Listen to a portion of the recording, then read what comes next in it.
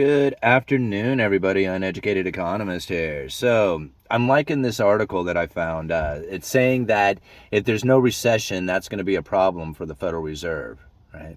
Now, I love the idea of everything being backwards, counterintuitive to what you think, right? So if there's no recession, that's good, right? I mean, if there's no recession, that means that we're not going to have the problems that typically come from a recession, meaning a bunch of bankruptcies and layoffs and people like losing everything they had. So that's good, right? I mean, no recession is good. But yet the article is trying to say that if we don't have a recession, that's going to be a problem for the Federal Reserve. And if there's a problem for the Federal Reserve, that must be there's a problem for the economy. So what's really going on here, right? I mean, if there's a recession, then that's good. And if there's no recession, that's bad. But if there's no recession, then that would be good. I just don't get it. Like, so no matter what, it's going to be good, or no matter what, it's going to be bad. So this is what I found interesting about it, is that the Federal Reserve is not stuck, right? This is the problem that everybody is now looking at, is that they think the Federal Reserve is somehow like stuck. Like they're stuck in this like, oh no, what do we do now kind of scenario. That's not the case. That's not the case even by the slightest. In fact, they are very much enjoying the fact that they have inflation expectations well anchored. It's what they were wanting, was a well-anchored inflation expectation, because they had a problem with deflation, and that it was a constant battle for them to try and maintain the average inflation of 2%, or the 2% target. So this is how they've changed everything. They've changed everything into a new way of even looking at inflation, to the way that they try to establish the Fed funds rates, all the way down to what interest rates the banks are paying. I mean, this is all part of a much bigger picture that I don't think a lot of people really try to wrap their heads around, in a sense that this is not just to try and fix the housing market or fix the stock market or something like that.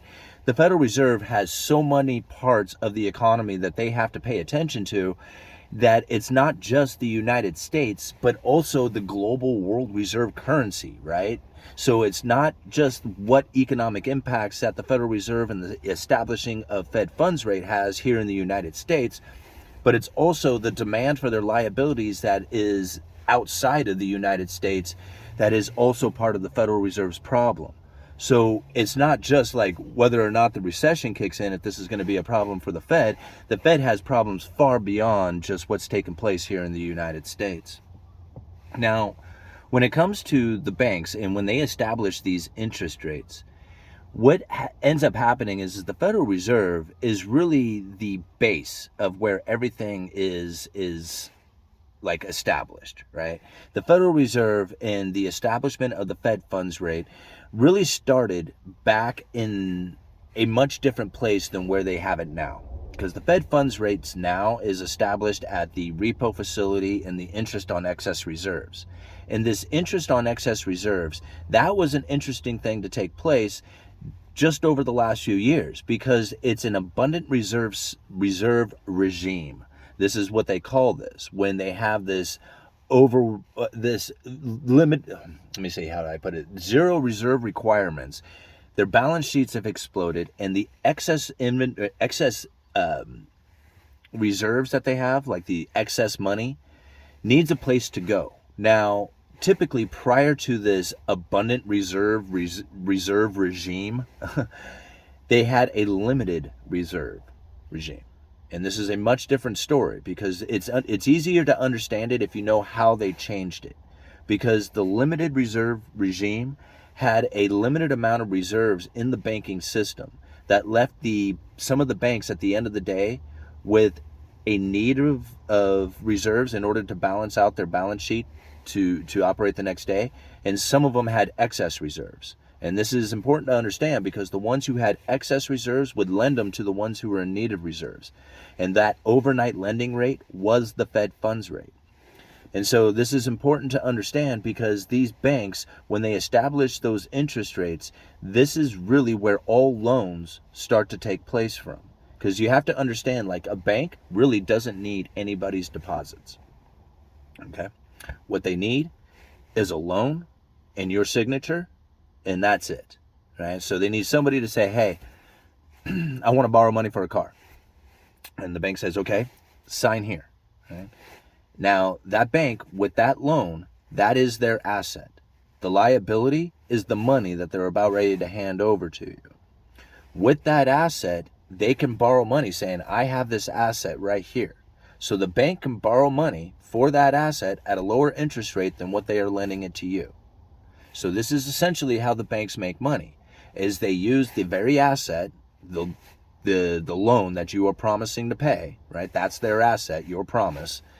And the liability is the dollars that they handed out. See, on the other end, it's quite the opposite. Our liability is that loan that we signed, and the asset is the money they gave us. Now, we took the money and went and bought a car with it, but that's essentially the asset that they gave us. Our asset is the money.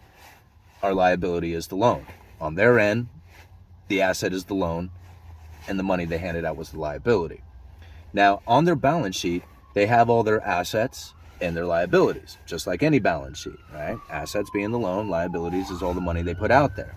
Now, with this balance sheet, they get a profit. Every time somebody is paying the money in, right, or paying that liability in, it then pays off the loan that they have, the interest they keep, and it continues on until the loan is paid off, and then the balance then comes zero, and the bank keeps the money from the profiting of interest rates, and you finally get true possession of the asset, which is the car.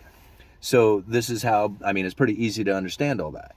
Now, why would a bank even need a depositor's money? That doesn't make any sense if you can just make money off of these loans that you make. Well, if you think about it, if you have assets and liabilities, and you're the bank, you got all these assets out there, and that is all the loans that everybody has signed, and then you got the liabilities out there, which is all the money that you handed out. So now, if you could bring, you got all these liabilities down there, if you could bring the liabilities up, bring in more liabilities onto your balance sheet, right, which would then make your assets more profitable. This is why they take depositors' money. Is because if they could pay you just a little bit of interest on your money, the amount of money that they make off of having the profit from having a balance sheet with more assets than liabilities on it is better for them in the long run. So you see how that kind of operates there?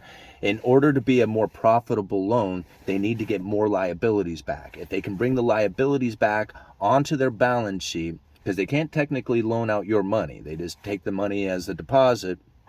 It sits on their balance sheet, offsetting the liabilities that they have out there for their asset, which is the loans, now making those loans more profitable. Okay, it's a complicated thing to try and wrap your head around. But that was oversimplified in my opinion. I think it's a lot more complicated than that. But I think if you kind of understand it in that fashion, then it would make a lot more sense when you hear people say that it is illegal or that the bank can't just lend out depositors' money, or when you hear depositors' money offsets the bank's balance sheet or offsets the assets in order to make them more profitable. This is how the best way that I've understood it. So now when you hear a lot of people talking about how you're getting a much better interest rates now on your savings or even certificates of deposits and stuff like that, it's true, because the interest rates are quite elevated now within the lending industry. You think about mortgage rates are now higher. So if the mortgage rates are now higher, well, then the banks can offer more money to the depositors out there to try and make those loans more profitable for them. Think about it if the interest rates weren't so high, then they wouldn't be able to offer out that deposit, or the depositor's money. They wouldn't be able to offer up a better interest rate for the depositor's money. So when you get down to zero, the banks can essentially borrow at zero.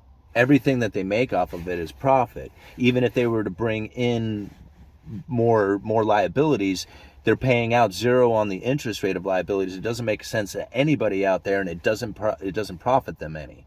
So when you have interest rates moving up and you have rising interest rates, although it is an initial burden on the economy as everybody slows down their spending, over the long run, if you give it enough time, this is the return on capital investment that really a good healthy economy would function better on. Think about when they raised interest rates back in the early 80s up to the 15% on the 10-year treasuries. It took a while for the recovery to take place, but the return on capital investment really started to drive the economy a lot better than trying to just stimulate the economy at the zero lower bound, right? Of having like zero interest rates, have barely any kind of return on your deposits, and then trying to stimulate the economy by getting people to borrow money at incredibly low interest rates, driving the asset prices up. I mean, this is really where everything has made it to a point